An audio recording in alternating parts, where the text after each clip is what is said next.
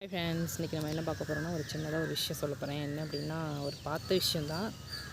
நிறைய பேருக்கு தெரியாத விஷயத்த சொல்லிகிட்ருக்கேன். ஓகேவா? என்ன அப்படின்னா,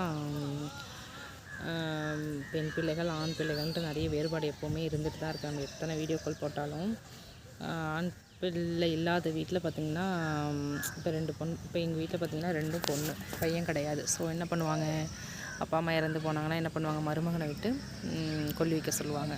ஆனால் வந்துட்டு நிறைய இந்த இதில் என்ன சொல்கிறாங்க அப்படின்னா, பழைய வரலாறில் என்ன சொல்கிறாங்கன்னா, மருமகன் வந்து கொல்லி வைக்கலாம், ஆனால் வந்து திதி கொடுக்க முடியாது. 1 வருஷம் குடித்து கொடுப்பாங்க இல்லையா, அது கொடுக்க முடியாதுன்ற மாதிரி தான் நிறைய இதில் சொல்கிறாங்க.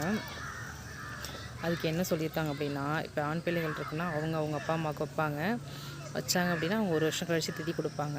அது அவங்க அப்பா அம்மா கொடுக்குறது திதியும் கொடுக்கலாம். ஆனால் பெண் பிள்ளைகள் அது மருமகன் கொடுக்கும்போது திதி கொடுக்க முடியாது. அது எதுக்காகனா, அந்த சிவனே வந்து அவங்களுக்கு, அதாவது 2 பெண் பிள்ளைகள் இருந்தால் அவங்க வந்துட்டு இதுக்கப்புறம் அவங்க முக்தி அடைஞ்சிருவாங்களாம். இருக்கிற ஃபுல்லான கஷ்டத்தை ஃபுல்லாகவே கடவுள் கொடுத்துருவாராம். கொடுத்துட்டு அடுத்து வந்து முக்தி அடைஞ்சிருவாங்க. அது அந்த திவசம் பார்த்திங்கன்னா யார் கொடுப்பாங்கன்னு பார்த்தீங்கன்னா சிவனே கொடுப்பாராம். அப்படிங்கிற மாதிரி நிறைய ஒரு பதிவு இல்லைங்க, நிறைய பதிவில் நான் பார்த்துட்டு தான் இருக்கேன். அதுக்காக தான் இந்த வீடியோ. ஸோ பெண் பிள்ளைகள் பெற்றுட்டோம், 2 பொண்ணு அப்படின்னு நினச்சி நீங்கள் ரொம்ப நிறைய பேர் ஃபீல் பண்ணிங்க அப்படின்னா உங்களுக்கான வீடியோ தான் இது. எங்கள் வீட்டில் 2 பொண்ணு, அதனால் இந்த வீடியோ நான் போட்டுட்ருக்கேன். ஸோ கவலைப்படாதீங்க, சிவனே வந்து உங்களுக்கு வந்து திதி கொடுப்பாரு. இதை விட என்னங்க வேணும்ல வாழ்க்கையில்.